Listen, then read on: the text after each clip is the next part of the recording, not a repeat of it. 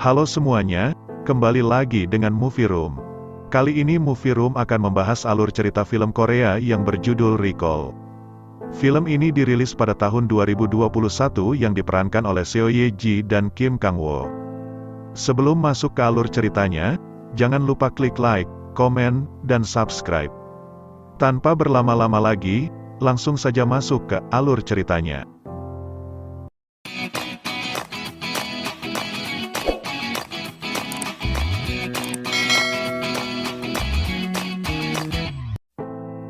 Film dibuka dengan seorang wanita yang terbaring di rumah sakit.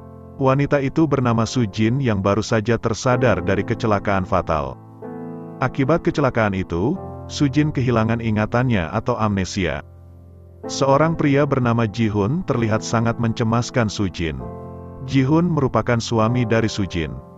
Dari buku yang diberikan Ji Hoon, Soo Jin mendapati fakta bahwa ia merupakan anak yatim piatu dan tidak memiliki saudara. Saat sampai di apartemen, Ji Hoon hendak membawa barang dan mempersiapkan perayaan untuk menyambut Soo Jin. Karena menunggu lama, Soo Jin masuk ke lift sendirian. Tiba-tiba saja listrik padam yang membuatnya terjebak di dalam lift. Terlihat Soo Jin sangat panik dan ketakutan. Ji Hoon yang merasa khawatir langsung mencari istrinya. Saat tiba di dalam lift, ia menemukan Soo Jin yang sudah tak sadarkan diri. Beruntung kejadian itu tidak berdampak buruk pada kondisi Soo Jin. Soo Jin lalu melihat sebuah lukisan yang ia kenali.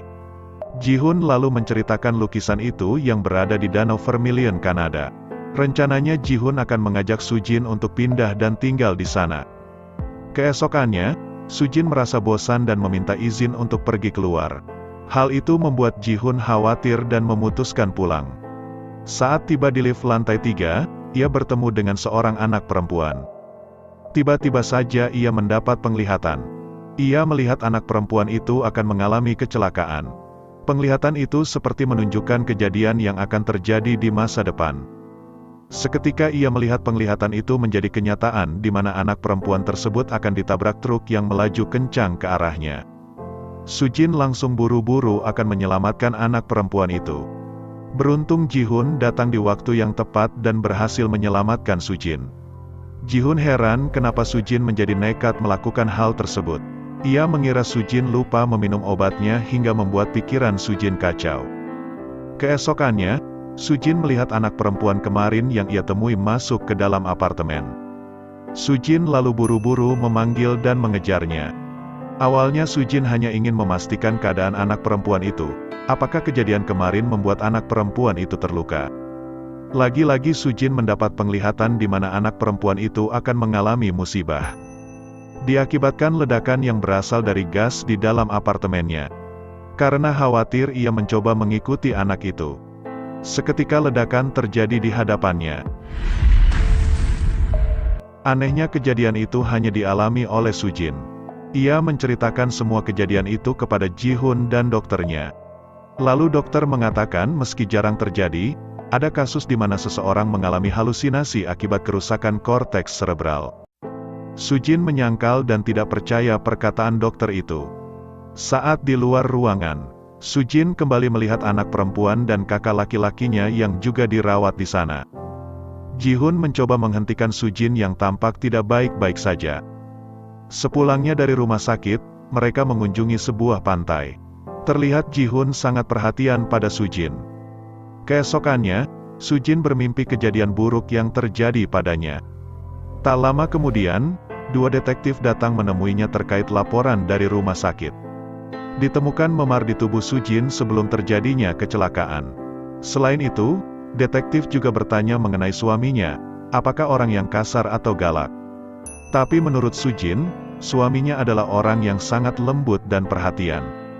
Saat akan pulang, detektif merasa aneh melihat foto Soo Jin bersama suaminya yang posisinya terbalik. Seharusnya dalam foto pernikahan, posisi suami berada di sebelah kanan istri. Soo Jin menjadi kepikiran mengenai suaminya.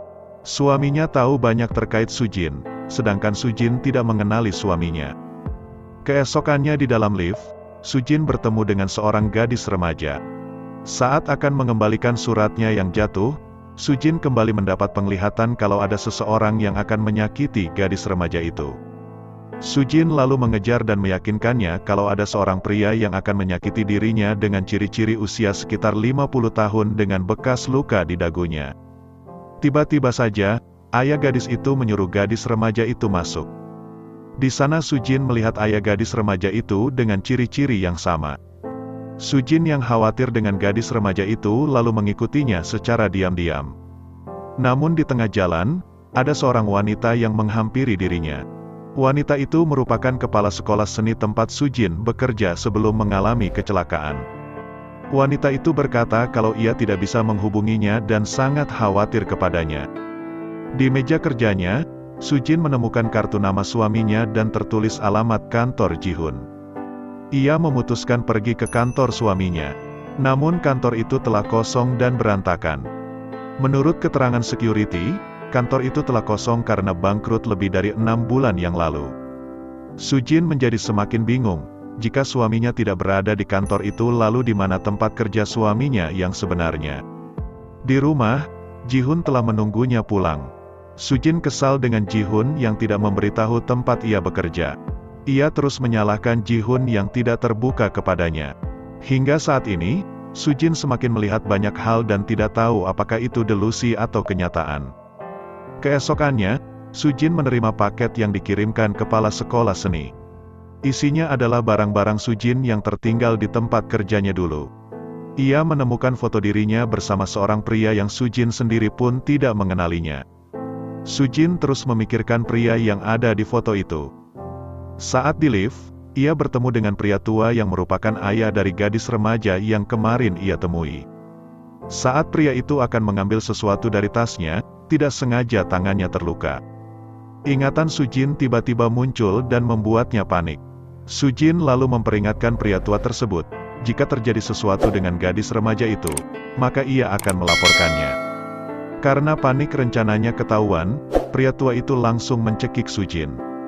Sujin kembali mendapat penglihatan di mana pria tua itu akan mencekik putrinya dan pria tua itu akan dibunuh oleh pria misterius. Sekuat tenaga akhirnya Sujin berhasil melepaskan diri. Beruntung Ji-hun datang dan segera menolong istrinya yang dalam keadaan pucat. Sujin menceritakan kepada suaminya bahwa pria tua yang tinggal di unit 706 akan mati dibunuh pria misterius. Ji-hun mencoba menenangkan istrinya jika tidak akan terjadi apa-apa dan memberikan obat penenang untuk Sujin. Malam harinya Sujin terbangun dan ia tidak menemukan suaminya. Ia lalu pergi untuk memeriksa keadaan unit 706. Seketika ia terkejut mendengar suara gadis dari dalam yang berteriak kesakitan. Mengetahui ada yang akan keluar, Sujin segera pergi dan bersembunyi. Terlihat seorang pria misterius dengan topi hitam membawa sebuah koper. Keesokan paginya, ia bertanya kepada Ji-hun kemana ia pergi semalam. Ji-hun mengatakan kalau ia tidak pergi kemana-mana. Sujin menyadari bahwa suaminya telah berbohong dan menyembunyikan sesuatu darinya. Sujin lalu mendapat informasi dari security bahwa suaminya semalam pergi dengan membawa koper besar. Kemudian Sujin pergi ke kantor polisi dan melaporkan suaminya yang membunuh pria tua di unit 706. Tiba-tiba Ji-hun datang ke kantor polisi dan hendak membawa Sujin pulang. Detektif heran kenapa Ji-hun tahu kalau Sujin ada di kantor polisi. Ji-hun menjelaskan setelah kecelakaan ia memasang aplikasi pelacak karena khawatir dengan keadaan Sujin. Detektif lalu ikut dan memeriksa unit 706 yang tampak kosong tak berpenghuni. Security menjelaskan bahwa unit 706 memang kosong dan belum terjual. Ji-hun memberitahu Sujin kalau mereka akan berangkat ke Kanada 2 hari kemudian. Ji-hun memberikan obat untuk Sujin dan memintanya beristirahat. Ternyata Sujin tidak memakan obat tersebut. Saat Sujin berada di dalam lift, ia bertemu dengan pria yang ada di foto sebelumnya. Ia lalu mengikuti pria itu. Sujin melihat pria itu sedang diancam oleh rentenir yang menagih hutang. Pria itu melihat Sujin yang sejak tadi memperhatikannya. Pria tersebut ternyata mengenali Sujin. Saat menyentuh Sujin, ia kembali mendapat penglihatan bahaya yang akan terjadi pada pria itu. Sujin mencoba memperingatinya, namun pria itu mengabaikan Sujin. Karena Sujin berada di kamar pria itu, ia memanfaatkannya untuk mencari informasi. Semua surat tertuju pada Ji-hun suaminya. Sujin juga melihat foto pernikahan antara Sujin dengan pria tadi. Apakah pria tadi merupakan suami yang sebenarnya? Seketika ingatannya kembali semakin jelas. Untuk menyusul pria tadi, Sujin lalu pergi menuju Dreamtown oleh suaminya sebagai arsitek.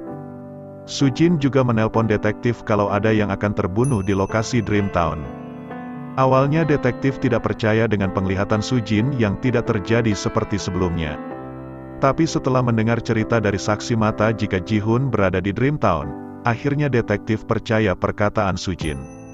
Sementara itu, Sujin melihat tubuh pria tadi diseret oleh pria misterius yang tak lain adalah Ji-hoon. Ia menyadari kehadiran Sujin dan berusaha mencarinya. Saat akan melarikan diri, Sujin tertangkap dan langsung menyerangnya. Ji-hoon meminta Sujin untuk percaya perkataannya karena semua yang ia lakukan justru untuk Sujin. Tak lama kemudian, detektif datang dan langsung menyergap mereka. Sujin membawa detektif ke lokasi Ji-hoon menyeret mayat. Anehnya, tidak terlihat mayat di sana. Menurut saksi mata, Ji-hoon bukanlah suami dari Sujin. Detektif lalu menghancurkan dinding semen dan menemukan mayat di sana. Jadi inilah yang disembunyikan Ji-hoon selama ini. Ternyata nama asli Ji-hoon adalah Sun-woo. Pria yang dibunuh Sun-woo adalah Ji-hoon yang sebenarnya yang merupakan suami dari Sujin. Akhirnya Sun-woo ditahan dan mayat dibawa untuk diautopsi. Menurut pengakuan Sun-woo, perusahaannya bangkrut karena hutang judi Ji-hoon. Hal itu yang membuat mereka bertengkar di lokasi dan tidak sengaja membunuh Ji-hoon. Sun-woo kembali ke sana karena rencana pembongkaran gedung membuatnya khawatir mayatnya akan ditemukan. Ia mengaku sebagai Ji-hoon untuk membunuh Sujin dan menerima uang asuransinya. Sebenarnya Sun-woo adalah kakak angkat dari Sujin. Setelah kejadian itu Sujin kembali pulang ke apartemennya. Ia kembali bertemu anak perempuan itu. Tiba-tiba kakak laki-lakinya datang dan memanggil namanya yang bernama Sujin. Sujin menjadi heran mendengarnya. Sujin semakin keheranan saat ternyata nama kakak laki-lakinya juga bernama Sun-woo. Akhirnya misteri terjawab, di mana sebenarnya anak perempuan dan laki-laki itu bukanlah penglihatan masa depan Sujin, melainkan halusinasi masa lalu Sujin dan Sun-woo saat masih kecil. Begitu pula dengan gadis remaja unit 706 yang merupakan Sujin saat masih remaja. Di unit 706 itulah, ayah angkat Sujin berniat jahat kepadanya dan orang yang menolong dan membunuh ayah mereka adalah Sun-woo kakak angkatnya. Untuk menutupinya, Sun-woo menyuruh Sujin untuk tinggal di rumah Ji-hoon. Berdasarkan pengakuan Sun-woo, akhirnya mayat ayahnya ditemukan di dalam koper dan dikubur di sebuah hutan. Sujin lalu pergi ke apartemen di mana ia tinggal bersama suaminya. Tiba-tiba Ji-hoon yang ternyata masih hidup muncul di hadapannya. Karena takut, Sujin menghindar dan bersembunyi di sebuah kamar. Sujin menelpon detektif, karena berkali-kali menjadi korban halusinasi Sujin, membuat detektif ragu dengan perkataan Sujin. Seorang diri Sujin mencoba melawan Ji-hoon yang penuh amarah. Berdasarkan hasil autopsi, ternyata mayat yang ditemukan di Dreamtown bukanlah mayat Ji-hoon. Jadi keterangan dari Sun-woo adalah sebuah kebohongan. Karena khawatir dengan keadaan adiknya, Sun-woo melarikan diri dari kantor polisi. Sementara Sujin yang tidak bisa melarikan diri karena kakinya patah akibat Ji-hoon. Ji-hoon akhirnya menceritakan semuanya. Jadi rentenir meminta Ji-hoon membunuh Sujin untuk mendapat uang asuransi untuk melunasi utangnya. Ia lalu membunuh rentenir itu dan mengubur mayatnya dengan semen. Ternyata Sujin datang dan melihat kejadian itu. Ji-hoon yang mencoba menjelaskannya tidak sengaja melihat buku panduan imigrasi Kanada. Ji-hoon menyadari alasan Sujin yang ingin menceraikannya, ia akan pindah ke Kanada bersama Sun-woo. Hubungan kakak adik itu membuat Ji-hoon menjadi cemburu dan melampiaskannya ke Sujin. Untuk melindungi diri, Sujin memukul Ji-hoon dengan sebuah pipa yang membuat Ji-hoon tak sadarkan diri. Tidak ingin melihat adiknya menderita, Sun-woo lalu mengubur Ji-hoon dalam semen. Karena merasa bersalah dan sikap kakaknya yang selalu menanggung bebannya, Sujin lantas memutuskan bunuh diri dengan melompat dari gedung itu. Beruntung nyawa Sujin masih dapat diselamatkan. Begitulah awal kejadian kecelakaan Sujin. Tanpa mereka sadari, ternyata Ji-hoon masih hidup dan memperhatikan mereka dari atas gedung. Kembali ke masa sekarang, Ji-hoon hendak membunuh Soo-jin dengan membakar seluruh ruangan. Saat di tangga, Ji-hoon bertemu dengan Sun-woo dan langsung menusuknya. Detektif yang baru saja tiba, berpapasan dengan Ji-hoon dan berhasil menangkapnya. Walau terluka parah, Sun-woo tetap berusaha menyelamatkan Soo-jin. Sun-woo menemukan Soo-jin yang sudah tak sadarkan diri. Karena api yang besar membuat mereka kesulitan keluar dari ruangan itu. Saat tersadar, semua ingatan Soo-jin telah kembali. Tiba-tiba api menyambar ke arah mereka. Beberapa hari setelahnya, Soo-jin terbangun di rumah sakit dan langsung bertanya di mana Sun-woo. Detektif mengatakan bahwa Sun-woo ditemukan tewas karena menyelamatkan Soo-jin dari kejadian sebelumnya. Alasan mengapa Sun-woo ingin pindah ke Kanada bersama Soo-jin karena di masa lalu Soo-jin bermimpi di mana ia bermain di tepi Danau Vermilion bersama Sun-woo. Sun-woo bertekad akan membawa Soo-jin mencapai mimpinya tersebut. Di akhir cerita, diperlihatkan Soo-jin yang berada di tepi Danau Vermilion, tempat impiannya, yang kini hanya tinggal kenangannya bersama Sun-woo. Sekian alur cerita film kali ini dan sampai jumpa di video berikutnya.